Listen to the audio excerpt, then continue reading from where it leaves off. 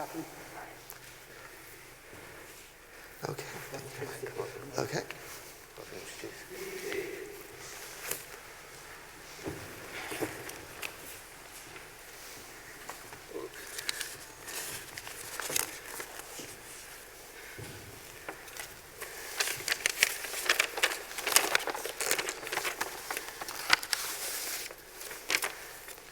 It is a great honor to be able to introduce this year's Babsibamu Pavri Marchioness of Winchester lecture.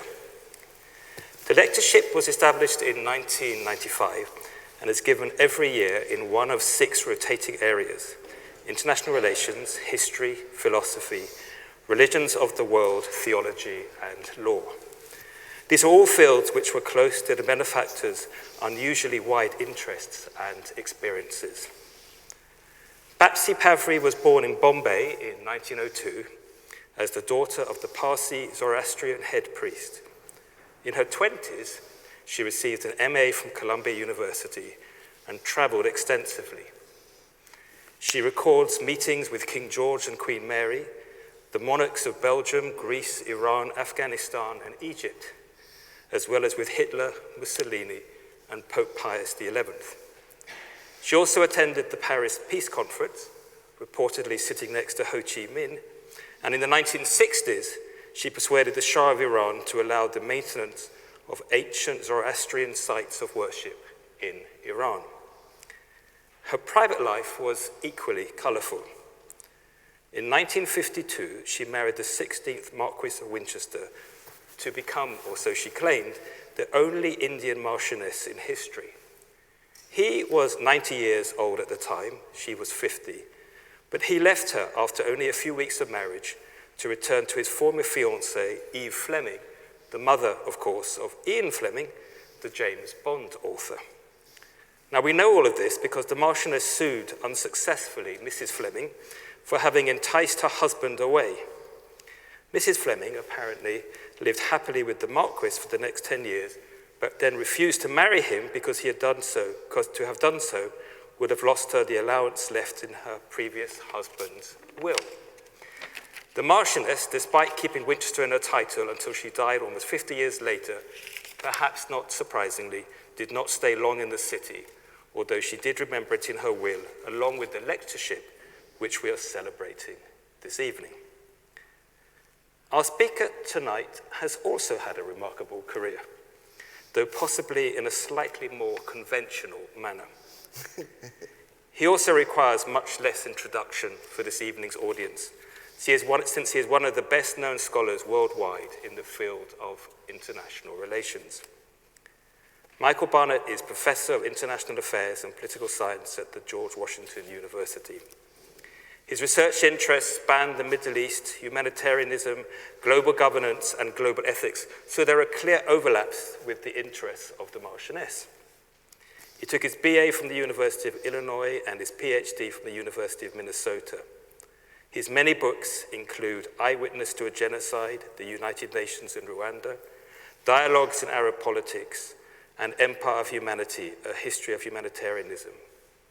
His study, Power in International Politics, co-authored with Raymond Duval, is amongst the most assigned work in international relations graduate training at American universities. His most recent books include The Star and the Stripes, A History of the Foreign Policies of the American Jews, Paternalism Beyond Borders, and most recently of all, at least as far as I know, the edited collection, Humanitarianism and Human Rights, Worlds of Differences. We are thrilled that he is able to join us in person tonight to talk about suffering and international progress. Professor Barnett. Thank you very much.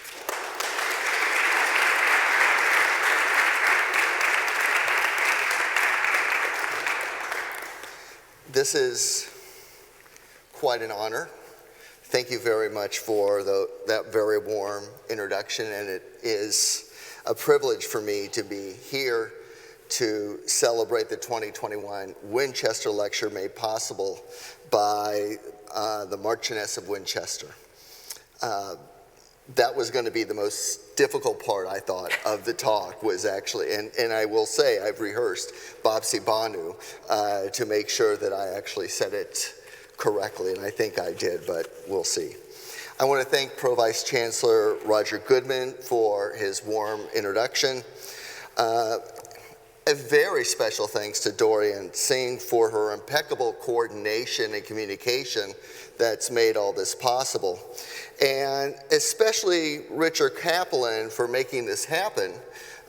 And we had actually planned to have me visit back in spring 2020, and then of course life interrupted, and we've been trying to figure out whether I would ever be able to come over and give the talk, and here we are. The lecture that I want to present today in many ways represents this puzzle that's been in my head ever since I was writing Empire of Humanity, a history of humanitarianism. And the puzzle really was that there seemed to be particular historical moments over the last 2 centuries, often revolving around war, but not exclusively, when there was an expansion of humanitarianism, which I largely understand to be the attempt to provide life-saving relief to victims of natural and humanly made disasters. Driving this expansion was certainly a concern for saving other people's lives. And yet one of the pronounced dimensions of the attempt to expand humanitarianism had less to do with providing material relief to those in danger, and more about providing spiritual relief to those who were watching it happen. And as a consequence, I just kept puzzling over this, and because I kept hearing about, yes, it's about their needs, but underlying all this was, it's also about our needs. That we are being tested. That if we don't come through, we will demonstrate our lack of humanity. And this is actually a language you often hear in and around various kinds of crises, that we're being tested in some way. Are we going to live up to our values and our identities? Humanity, our humanity was on the line. This was also happening, though, in a moment where there was an entanglement between, quite literally, hell on earth and a hope for a better world. That this is a moment where people were looking around and seeing utter destruction beyond the moral imagination, and yet at the same time talking about how they were going to repair, how they were going to actually make a better world and live up to their obligations. And so it was in this way in which these sort of fears of the abyss and dreams of progress became intertwined. These were periods then that really provide a crucible for an expansion of humanitarianism, but not just humanitarianism, but also symbols of cosmopolitanism. That this is something in which we're really quite literally going to reach for the heavens. And the world we're going to build back will be a world in which people across borders demonstrate their duties to each other in their worst circumstances. But in doing so, they will be articulating a vision of a better world. This was the puzzle I had. I couldn't quite figure it out at the time. And it had stuck with me, and I began a conversation with a close friend of mine, Janice Stein, about how we might actually think about these things. And for anybody who knows Janice, conversations are dangerous things, because soon enough we were not just simply exchanging conversations, but we were beginning to draft an argument. And so what I'm about to present in many ways represents my collaboration with her, but at the same time, I think she'd be horrified to know that I associated this talk with her in any way, even though I think she can be blamed for any kind of missteps I have. So the broad question then is really one of, for me, this kind of puzzling relationship between episodes of inhumanity and the movements towards something understood as moral progress.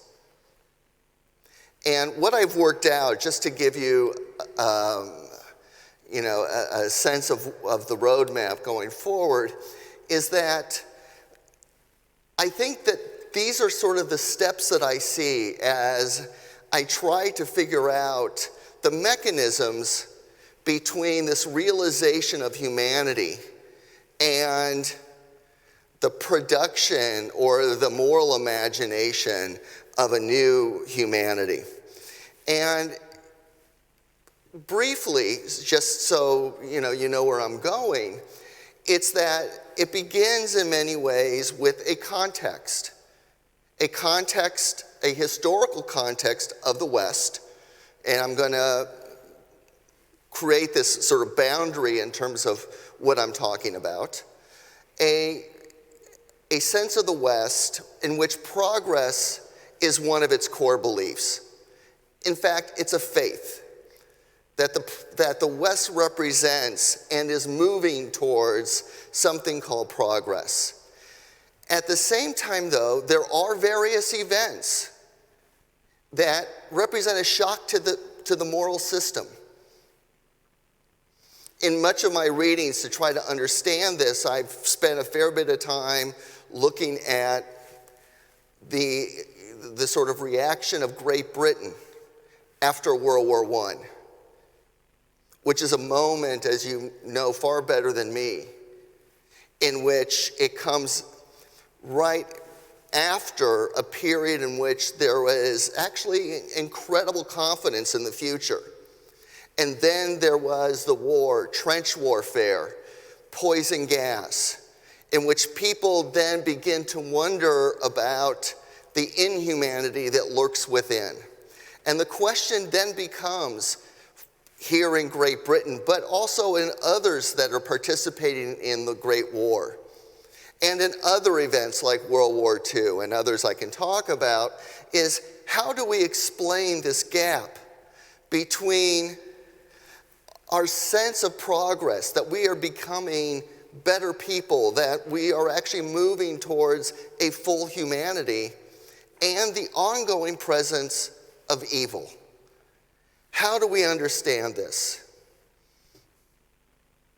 This is something I'll talk about in a moment that scholars of religion refer to as the Odyssey. How do you close that gap?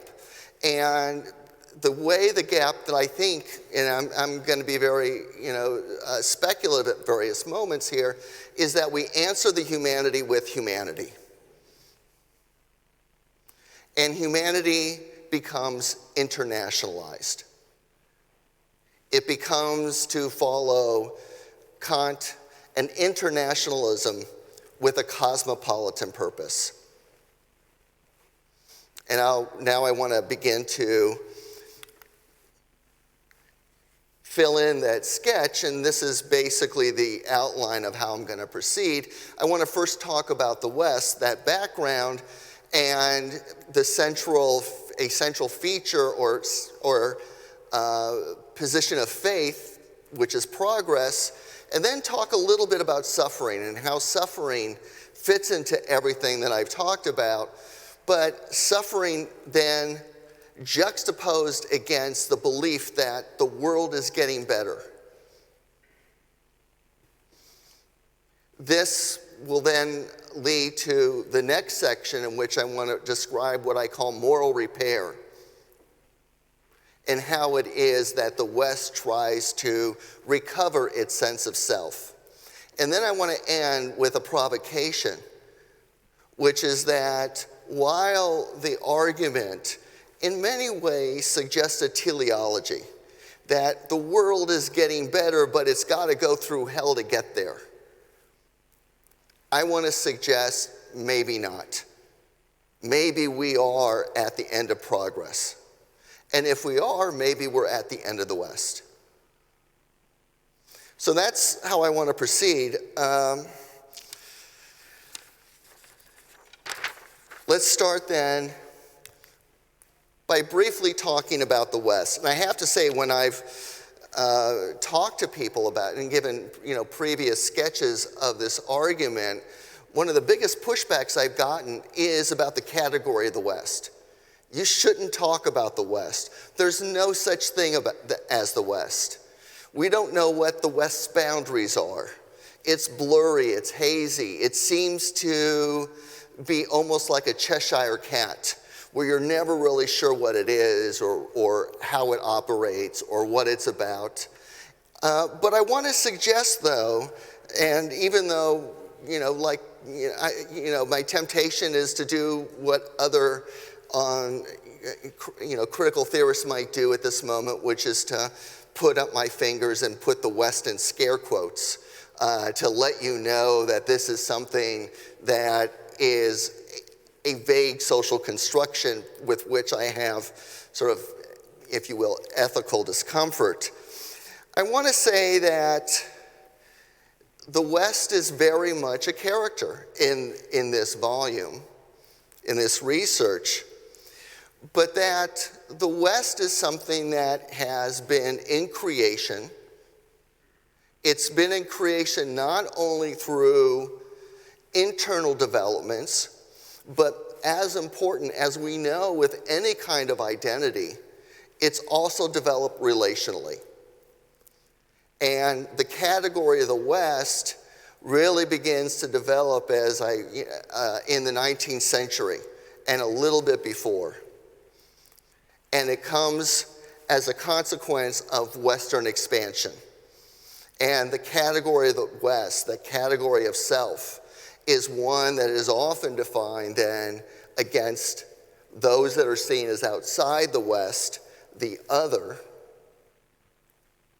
that are viewed as inferior, and if they're lucky, maybe someday they will become just like the West. And if you sort of do I don't want to be, I fear I'm being a little bit too defensive here, in part because, I have experienced that pushback on the category of the West, but certainly those who represent many so-called Western states view themselves as part of the West. Critical readings from the global South may on the one hand say the West does not exist, or it would be great if it did and lived up to its values. But even those who are on the outside identify the West as a problem. And the West itself can be understood then as a collective performance, a set of enactments, and most importantly, a set of beliefs and faiths that are not particular to the West, but for which the West oftentimes uses as a self-referential core of its identity. One of the critical aspects, though, of the West is the emphasis it's placed on progress. The West does more than simply talk about progress, it worships it. According to one scholar of religion, progress has replaced religion as a source of faith. We no longer believe in God, we believe in our capacity to make the world on earth better. Progress, writes the historian John Burry, means that civilization is moving in a desirable direction and that societies are enjoying irreversible ameliorative change, moving from one superior stage to the next and toward an outcome that would have been chosen had it been foreseen. But according to another scholar, progress is not something you know when you see it because you already know what it is. It's already part of your focus and your imagination, and it aligns with your preconceived understanding of the desirable destination. And to make the contrast even clearer in terms of this more secularized version of progress, and scholars debate whether and when the language of progress first began, is that this language of progress, which is secularized, replaced a religious cadence to progress. And the important difference for me is that religious notions of progress often understood progress as something that was in the hands of the gods. It was something that the deity provided, or as something that you deferred until heaven. It was not something that you found while on earth. But instead, what begins to happen in the 18th century, in large part because of the Enlightenment, is that humans now take progress in their own hands. They now believe that, in fact, they can do better. They don't need God. They've got something better than God. They've got science. They can rely on new methods and naturalistic experiments to uncover the causes of suffering. And so much of this was wrapped around how do we make the world a better place, which was in many ways then the inverse of how can we reduce the suffering that exists in the world. When the West talks about progress, it actually has two different notions of progress. One is the material, and this is actually the version of progress that gets most attention, at least in terms of, in the public's mind. And so progress sometimes gets measured in terms of per capita income, or how many children are literate, or how many people get to go to bed with a full stomach, or what's survivability at birth. That oftentimes then progress becomes, narrowed down to material objects. For my daughter, it's the latest iPhone. And so for her, that becomes, as we do now in technology, that becomes our form of progress. Yet alongside the material is also the moral.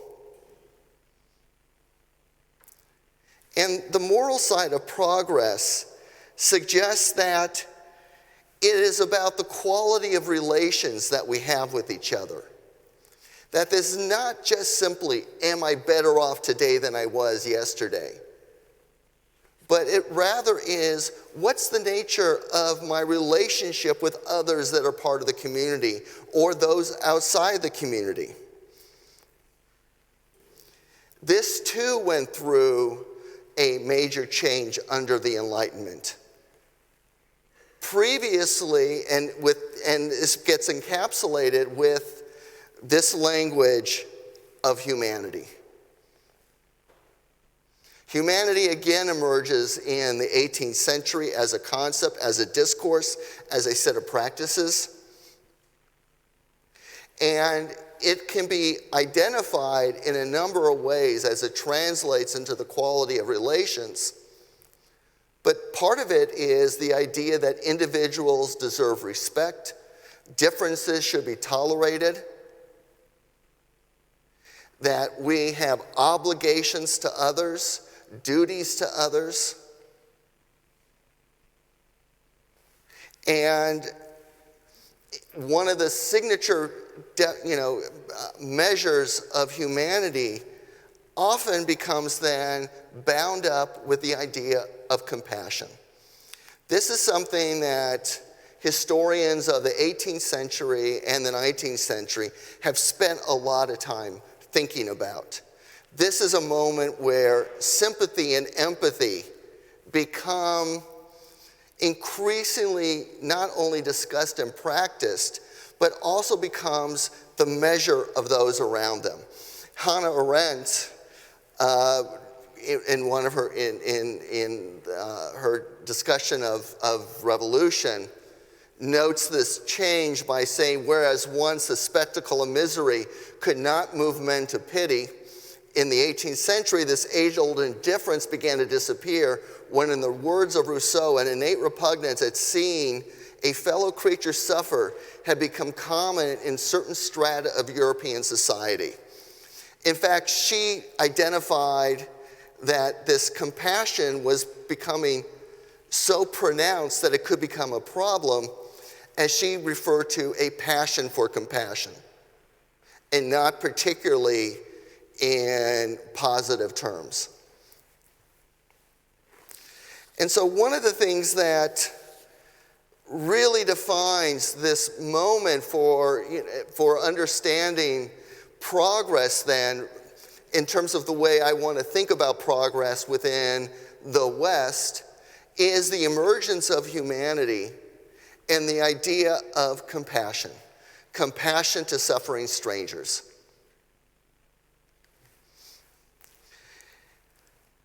Now, one of the questions that has been raging over the last number of years, in part led by Steven Pinker, is this question about, has progress happened? There's been a bit of an obsession with how do we measure progress, and I don't think it would be fair to say that he sticks to material dimensions. I think there are also the social in many of the measures. But he sees himself as an iconoclast, in part because we seem to be living in a world in which it's fashionable to be a pessimist. So that's part of what he suggests is heretical. What I want to get on the table, though, is that it's not important whether I agree with Nietzsche or Pinker. That rather what matters to me is that those in the West continue to believe that progress should be part of the Western destiny. And what exactly it's moving towards has varied historically. But in many ways, though, it is measured by economic indicators, by notions of liberalism, by democracy, and in that sense does begin to touch on issues of the quality of social relations. And so one of the things I really want to emphasize here is that when I'm talking about progress, I'm focused on moral progress. The idea then that we need to demonstrate an ethic to others that we do not know.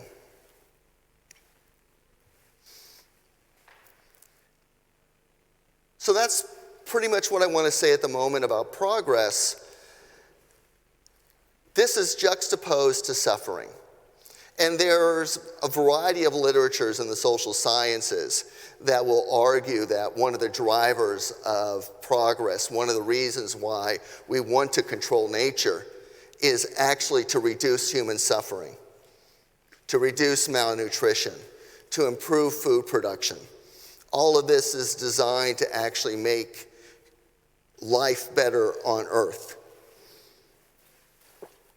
But the important thing about the issue of suffering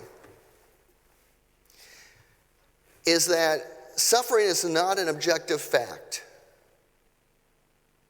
Suffering has to be made meaningful. We are meaning-making creatures. And the consequence of that is that when suffering exists, and especially when extreme suffering exists, we often find that proverbial search for meaning. How could this happen? What's the meaning of the suffering? How am I supposed to translate this and make sense of it? And the need to make meaning is, I think, so demanding that to not make meaning of suffering is to say that the suffering is meaningless, which can be almost too much to bear. I see these debates play out all the time in the United States over the American combat losses, because those are the losses that Americans tend to count, American combat losses in Iraq and Afghanistan. And part of the interesting underlying narrative of the American withdrawal, as people said it was senseless, where then some would respond, well, are you saying that our troops died for nothing? That there was no meaning attached to it? And you could see the extent to which individuals and politicians desperately tried to find a meaning that made sense within the American context.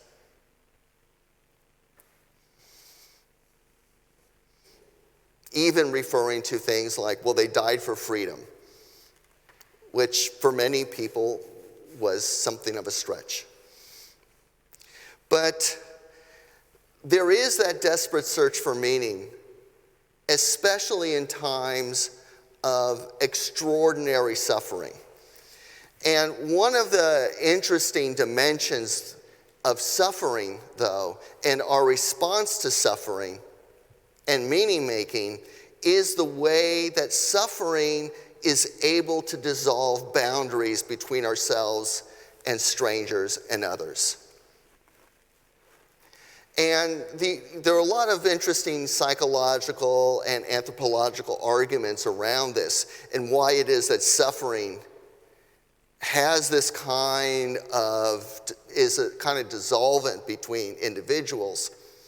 But parts of the arguments is that suffering is something that we all have in common as humans. It's something that we've all experienced and can identify with. And so even if someone is going through a period of profound pain, let's say a loss of a child, and you've not experienced that, as a parent, you can still identify with it. And so even if you don't know them personally, you can feel the loss. You want to reach out and see if there's something that can be done. Suffering, according to the English scholar Lynn Festa, dissolves barriers in the way that I've suggested and makes humanity visible. Somehow stripping us down to our suffering becomes the common glue that can hold us together.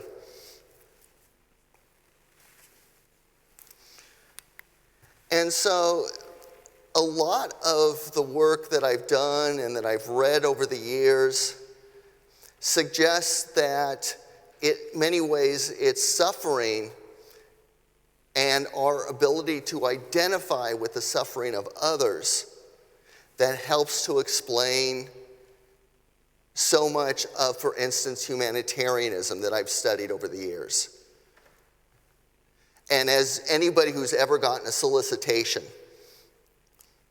especially on the visual angle, it is to make you appreciate that other suffering so that it pulls on you and that eventually whatever emotional feelings you have will translate into financial giving.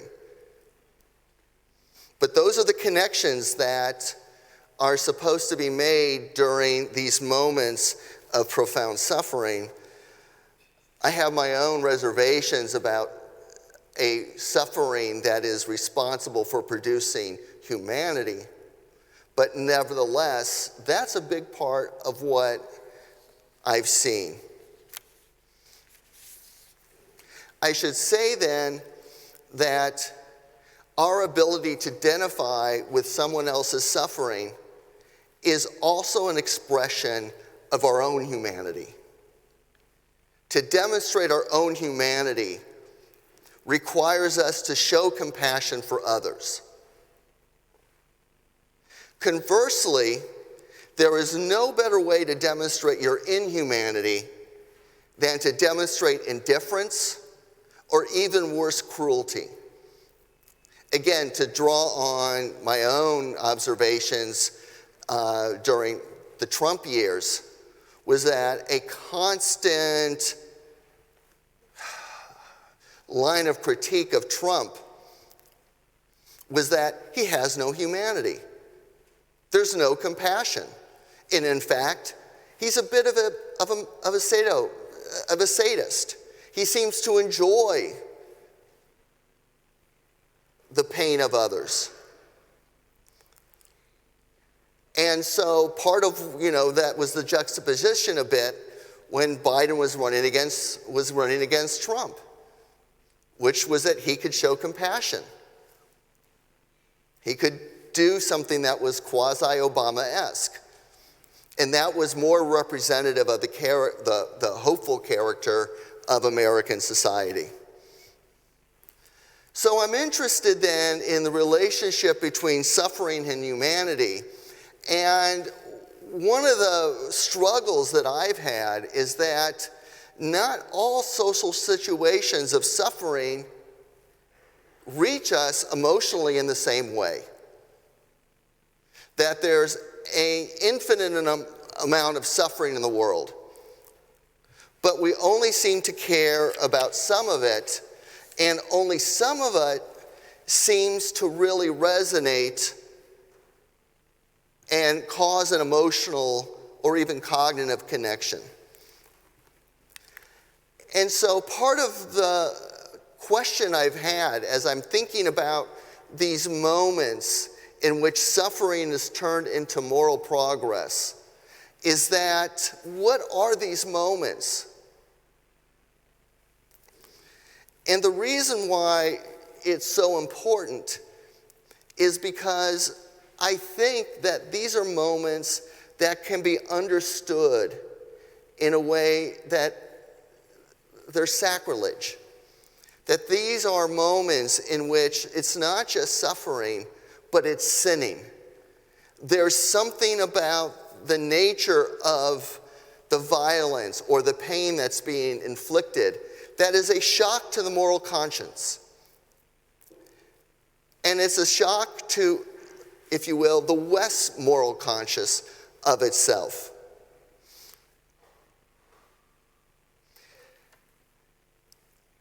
And so one of the, as I've been sort of browsing, if you will, through history over the last 2 centuries, I've been looking for those moments in which those in the West reflect on themselves and ask themselves, who are we? And there are various events that have done that, not only during colonialism, but certainly over the 20th century.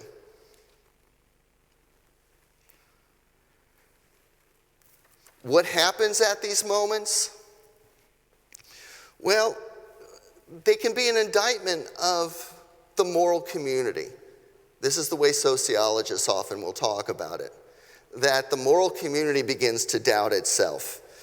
As the philosopher Susan Neiman said in her book on evil, that this is a moment where people lose all moral vocabulary. Words escape them. I can say that years ago I worked at the U.S. mission to the UN, where I happened to be a fly on the wall when the genocide in Rwanda occurred. And it was very difficult, and it's hard to describe this, but I remember one of the Assistant Secretary Generals for Peacekeeping sort of summarizing this and saying, what was taking place in Rwanda, we couldn't describe. It escaped our moral imagination. The Holocaust, how do you describe this?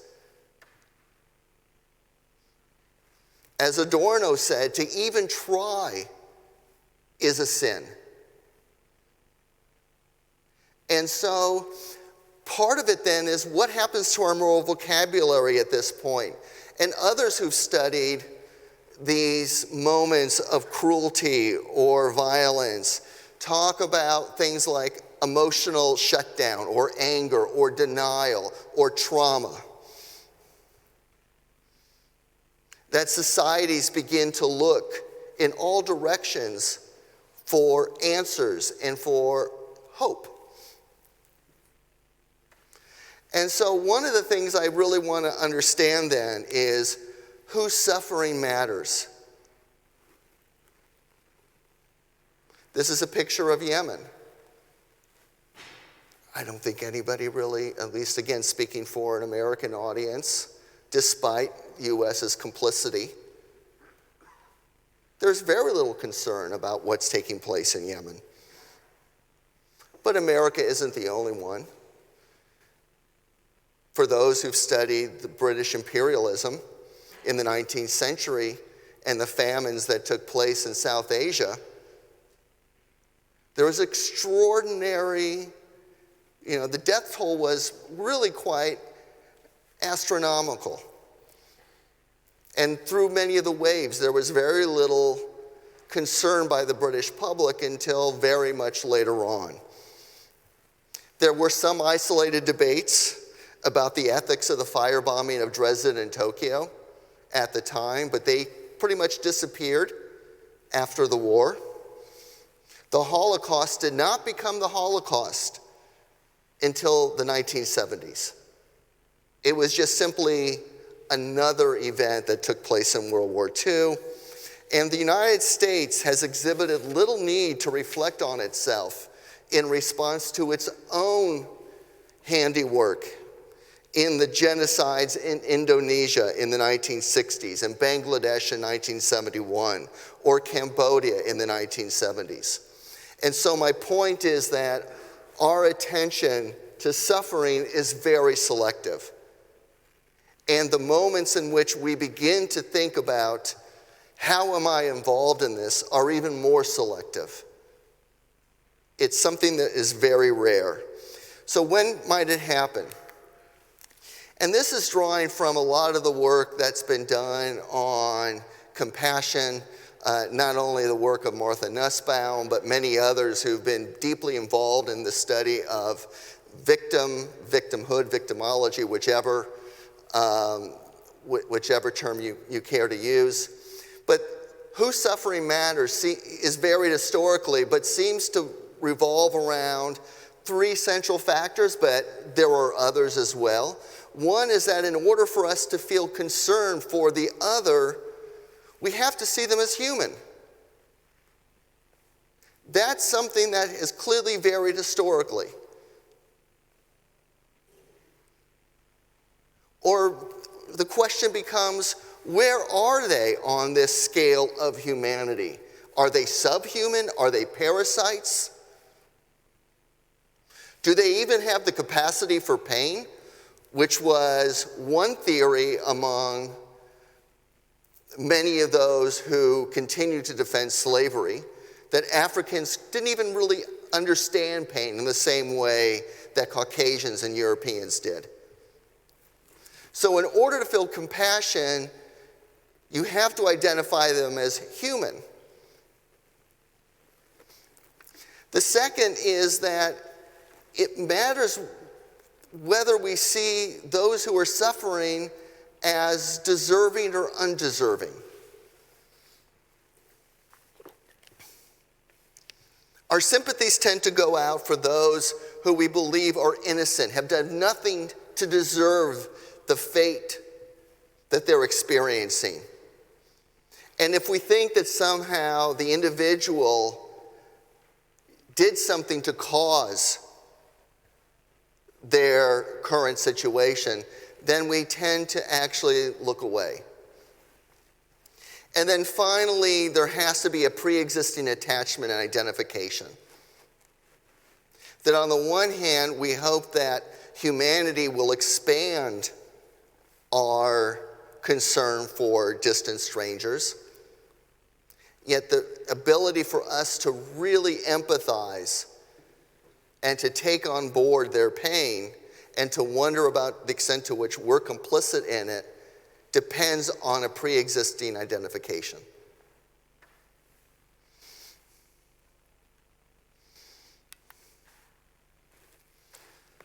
So then we get to what has become one of my favorite pastimes, which is to read about the Odyssey.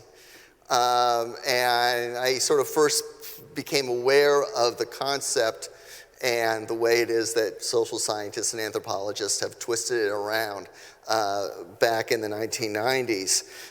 And I keep coming back to this. And there are debates about what really is theodicy and the different kinds of theodicy that exist. But for my purposes, I'm happy with a generic version of theodicy, which essentially says then, how do we explain the existence of suffering and evil in a world that we believe is supposed to be getting better?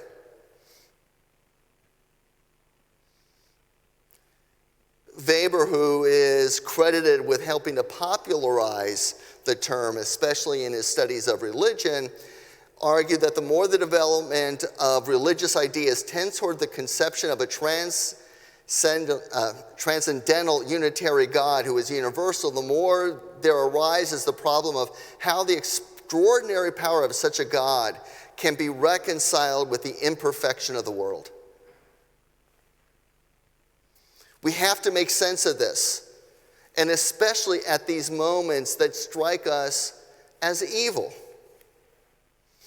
And so, one of the challenges for the West at these moments, whether it's World War I or World War II or the Holocaust or other moments during the 19th century, is that they have to make sense of it.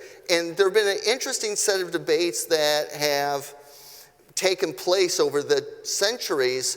Lisbon is where, in many ways, that's sort of credited as one of the most important stories in terms of thinking through theodicy.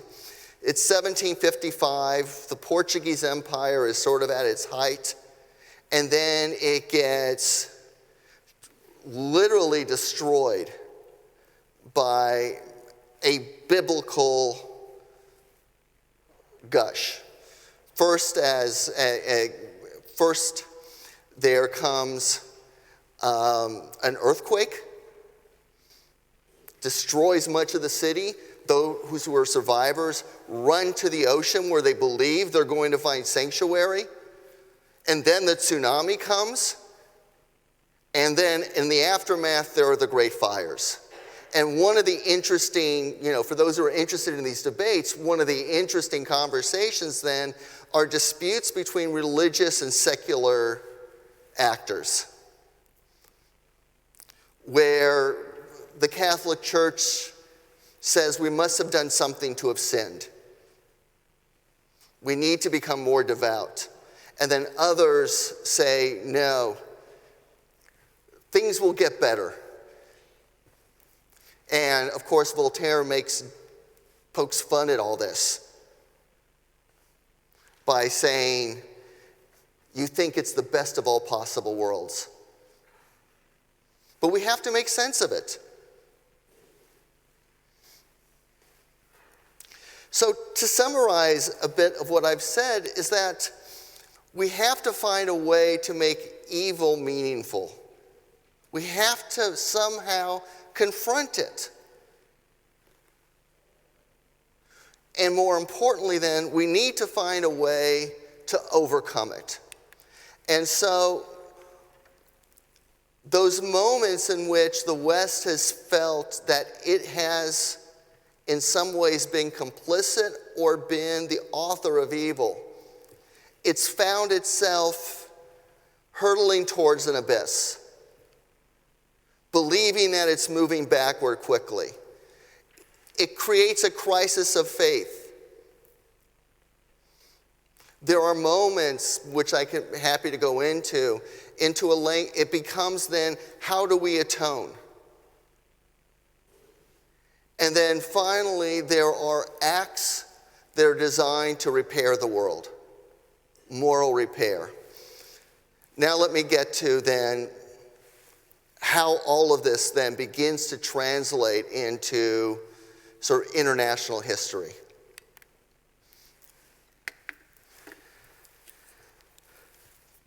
Following these episodes of evil and horrendous suffering, there's almost always a debate about what are the causes. Because if you don't understand the causes, then you can't remedy them. And one of the interesting arguments that I've seen consistently over the last century and a half, almost 2 centuries,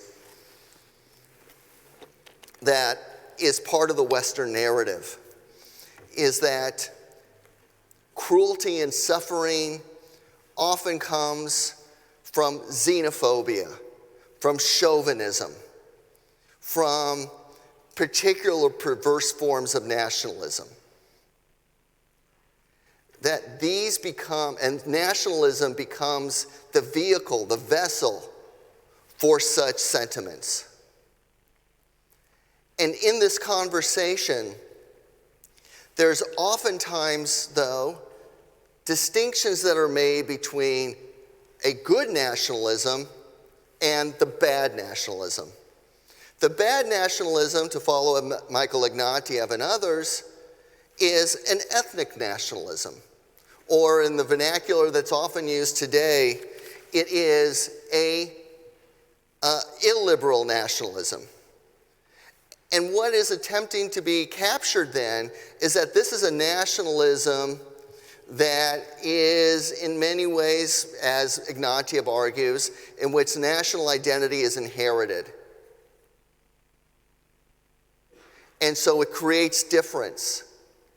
And it's not just difference, but it's oftentimes then feelings of superiority or that the other who is not like you is a threat. This is the form of nationalism that not only turns on itself or on the minorities in its midst, but it's also reputed by certainly policymakers that this is the form of nationalism that is most dangerous to the world. And historically, certainly going back to the 19th century, and increasingly so over the 20th century, it has been this form of nationalism that's been viewed as dangerous. And it's the absolute antithesis then of the Western values of humanity.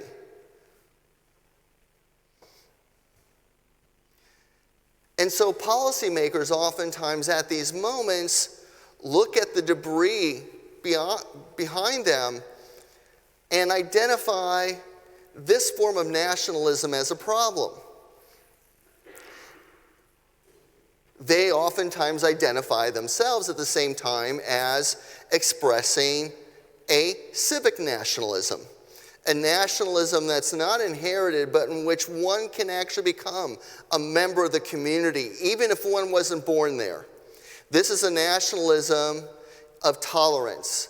This is a nationalism, more importantly, that has a welcoming attitude towards the outside world. This is the form of nationalism that the European Union tried to inculcate, and European states tried to inculcate after World War II. And as a consequence then, this is a form of nationalism that actually can be the building block, not just for internationalism, because, from my international relations perspective, that form of internationalism, which can be very, sort of milquetoast and watered down, is simply about the ability of states to cooperate with one another. But this is a form of internationalism that becomes expressive not only of cooperation, but of humanity. This is, as Kant talked about it, this is the internationalism with a cosmopolitan purpose. This is an internationalism that wants to build a humanity. And the belief is that by building an international community with a cosmopolitan purpose, this will help protect you against the forms of xenophobia and illiberal nationalisms that are a threat. When I've looked at this over time, and you think to yourself, what are the best expressions of this form of cosmopolitan purpose?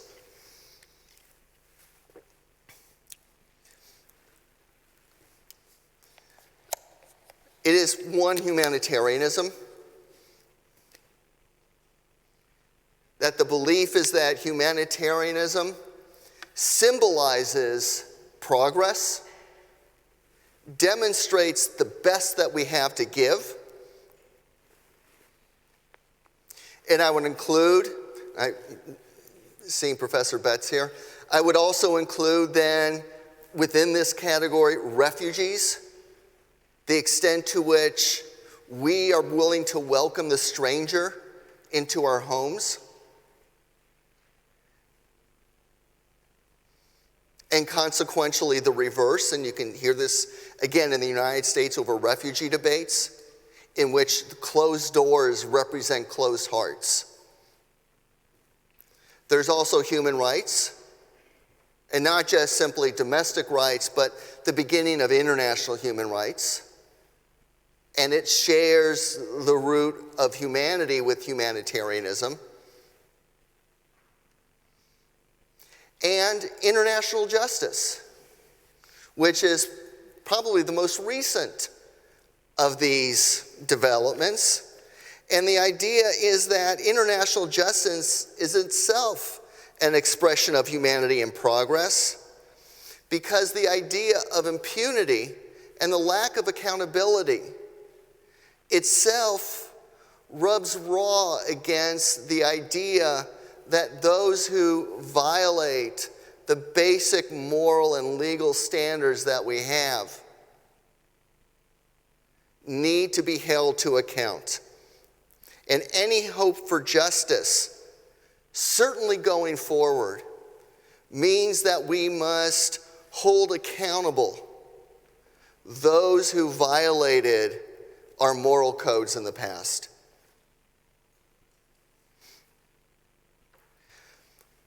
These sacralized institutions,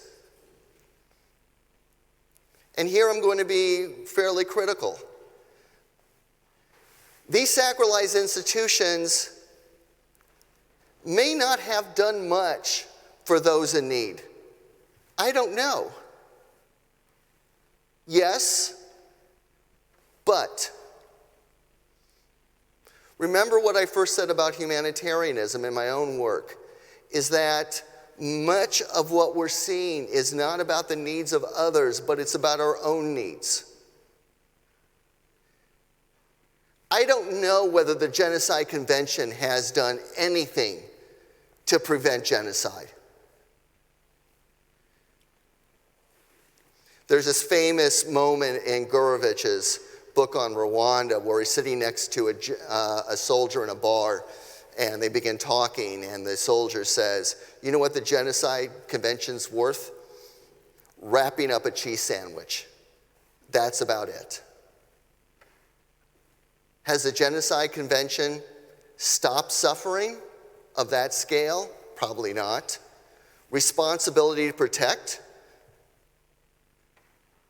I always saw it as something of an empty gesture, that it was a way of saying we did bad in Rwanda and Bosnia and other places, but symbolically, or practically, it was not going to be available when you really needed it.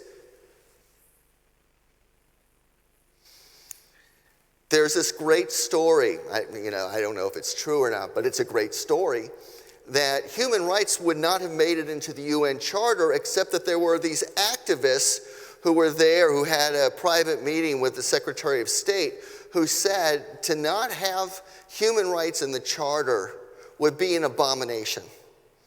Here we've just gone through a world war in which there was, to use that language now, crimes against humanity.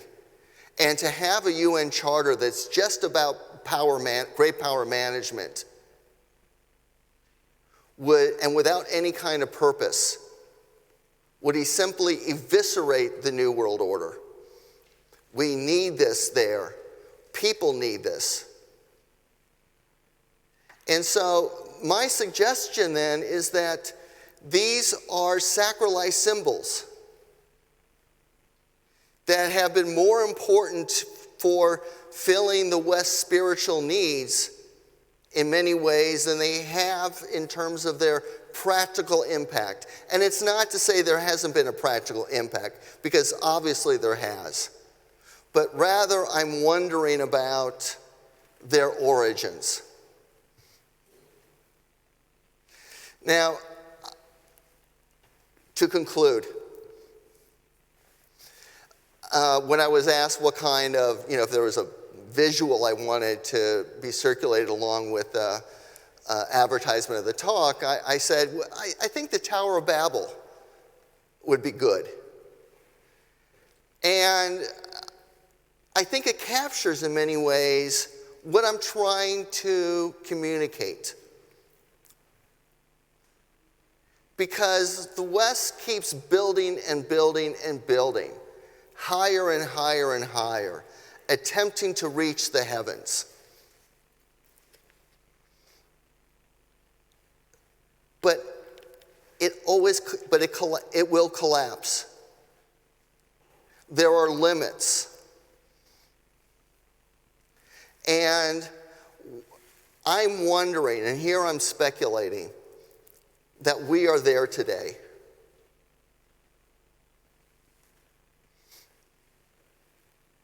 There are those who say, the Steven Pinkers, don't worry, be happy.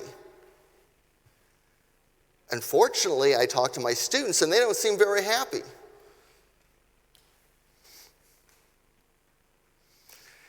In fact, they seem rather worried. And I think rightfully so. I think parents are worried for their children. Studies and surveys say that we don't think that the world is going to continue to get better. There is this sense of doom. And so rather than thinking about, along with liberal internationalists, that the international history is a world of progress, I prefer to see it as a world of precarity.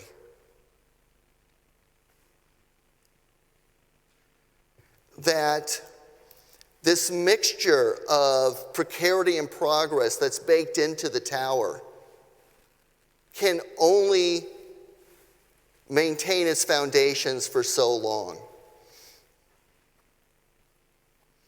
Moral repair, then, is always temporary. Now, what I've just suggested is that there have been cycles of this moral repair. That every time we hit a moral crisis, the West somehow recovers and says, we can build back better. But the question is, can there be an end of theodicy? This is the way Emmanuel Levinas described it. That there's only so many times we can renew. That our faith in progress is not a renewable resource.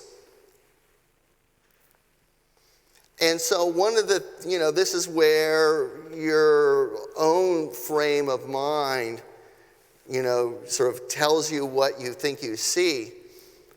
But what I've seen over this century is not a movement towards progress, but rather a recognition of growing precarity.